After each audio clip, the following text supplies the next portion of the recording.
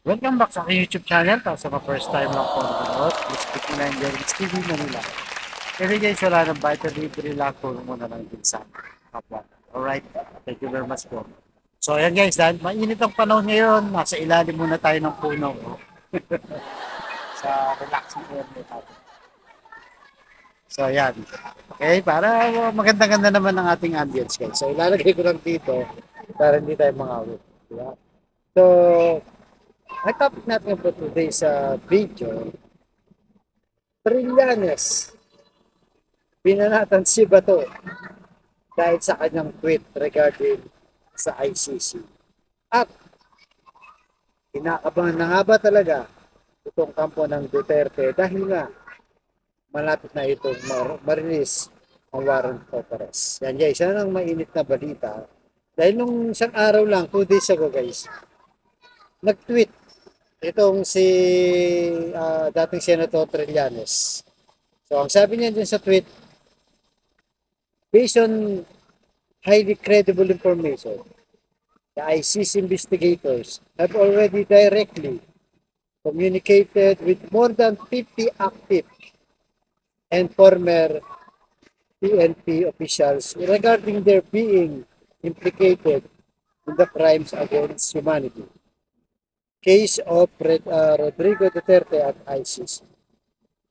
This means that if they do not immediately signify their intention of cooperation with the investigators, their status would be elevated to being suspected and therefore would resort to travel restriction initially, eventually arrest via Interpol. So yun guys, yun ang tweet ni Trillanes na kung saan ay binulabog na naman ang social media, lalong-lalo na yung kampo nga ni Duterte. So, dahil dyan guys, siyempre medyo naturete na naman ako ni Duterte. Dahil nga kung maalala nyo dati, di ba sinabi ni Trillanes na in the middle of this 2024, sa mga June yun guys, di ba, lalabas ang warrant of arrest ng ICC. So, dito sa tweet niya, ang sabi niya dito, may 50 na opisyal na dating PNP officials at mga kasalukuyang nasa pwesto sa gobyerno. Kaya siyempre medyo naingay na naman yung social media guys dahil kay Trillanes. Pero dahil dyan guys, siyempre itong DOJ naglabas ng press code na sinasabi nila na maaari daw kasuhan kung sino mo mga pulis, di ba? Lalo na yung mga active na pulis ang makikipooperate sa ICC. Dahil nga, ang, uh, ang policy daw, itong si BBM, ay huwag makikipooperate sa ICC. Di ba? Lagi naman yung sinasabi yun, guys. Pero sa ganun lang, nagiging medyo hindi pa rin kampante yung kampo ni Duterte sa ganyang sitwasyon. Kaya nga kaya nga nagtataka tayo sa DOJ, diba? Bakit ang kakasuhan? Yung mga makikooperate sa ICC. Tama ang sinasabi ng gobyerno na huwag makikooperate ang gobyerno pero sa mga dokumento lang na kailangan ng ICC. Pero ito kasi guys, individual to. Karapatan ng bawat akusado, di ba?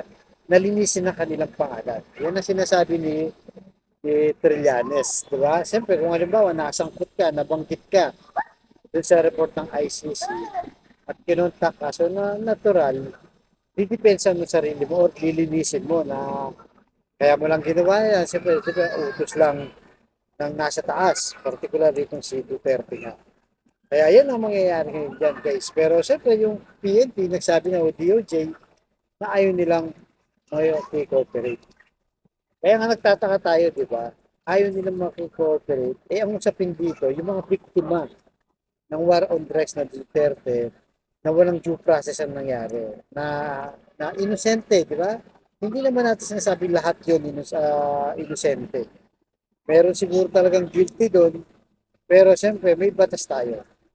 Kaso, sa ngayon, ang nakakasuhan lang ng DOJ, di ba, tatlo lang. Yung pumatay lang kay Kian, kay Kulot, at yung isa, hindi ko maalala. Tatlong pulis lang. Sa dami-dami ng namatay. At hanggang ngayon, ang DOJ, wala pa rin kinakasuhang ibang mga personnel, lalo na ang mastermind. Kasi guys, ang ICC kasi, ang mastermind, di ba? Ang pinupuntirya nila hindi yung mga maliliit na mga opisyal na sangkot dito. Di ba? Pero sabi naman ni Trillanes, just in case hindi sila maki-cooperate, pwede silang ma-restrict na pumunta sa ibang bansa, lalo na yung mga membro ng ICC. Di ba? Pwede rin silang arestuin doon. Kung saan ang bansa ay membro ng ICC. Kaya pagkakataon na rin nila ito para linisin na kanilang pangalan. Subalit, hinarang nga ng DOJ yung usapin na ito. So, kaya ngayon guys, itong si Bato nag-tweet guys. Nakita nyo, di ba? Sabi nila, wala yan, si Trillanes. Marites lang. Pero nag-tweet, nag-message. Naglabas pala ng statement itong si Bato. Ang sabi niya dito, si Bato, wait lang guys, basahin lang natin. Sabi ni Bato dito guys. Basahin lang natin. Sabi ni Bato, sagutin nito ni Trillanes guys. Ang sabi ni Bato, ako, I don't want to dignify his statement. Wala namang katuturan yan. Merong latest press release ang DOJ na accordingly, nakasuhan nila anybody or any government official or any government agency that would cooperate with the ICC. Magkoconduct man ng investigasyon ang ICC, kakasuhan nila ng graft and corruption practice. So, sinong mas siga dyan na government employees na mag-operate ng ICC because that is government policy. They are going against government policy of non-cooperation and no jurisdiction as far as ICC is concerned. Hindi tayo kinakausap dahil wala man talaga silang kinakausap. Si Trillanes lang naman ang nagsasabi niyan. So yun guys, dumipensa agad itong si Bato. Dahil nga daw, hindi naman daw siya kinausap eh. Sabi niya, di ba? Pero guys, may respect kung bakit hindi kinausap itong si Senator Bato de la Rosa. So ito ang respect naman ni Trillanes. Hindi nilapitan si Bato kasi main suspect na siya sa kaso. Maliwanag na ang ebidensya laban sa kanya.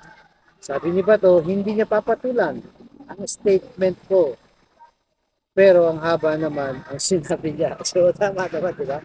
Bakit siya ang haba na sinabi kung wala naman talaga silang pinangangambahan.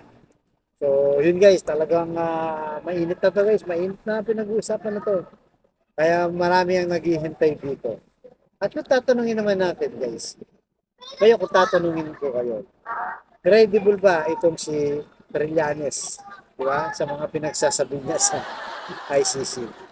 So, para sa atin guys, hindi naman siguro 100%, pero at least 80 to 90% credible itong si Trillanes. Kasi nga, unang-una, sila yung nagsampa dyan, di ba? Sa ICC. Ang panahon na ni Duterte, nakita naman natin, di ba? Talagang pinapangga niya si Duterte. At hindi matumba-tumba itong si Trillanes, di ba? Kahit pinatanggal na yung amnesty niya. Pero naibalik pa rin at hindi sa natinag. Kaya mainit to guys, aabangan natin guys yung usapin ng ICC na to. Dahil sabi nga ni Trillanes, sa June, malamang ay marirelease na itong warrant of arrest. So okay guys, anong masasabi niyo dito sa sinabi ni Trillanes at sa sinabi ni Bato? Diba? Kinakabahan naman talaga mga kapo ng Duterte. Diba? Kasi dami nga sinasabi. Dapat huwag na lang nilang pansinin si Trillanes kung ayaw nilang maniwala. Ay kaso, kabado rin siya. Diba guys? So hanggang dito naman guys, abangan natin ang susunod na kabanata dito. Abangan nyo susunod kong vlog. Malaya po kayo pag-comment. So, yan, dito na lamang. Thank you very much.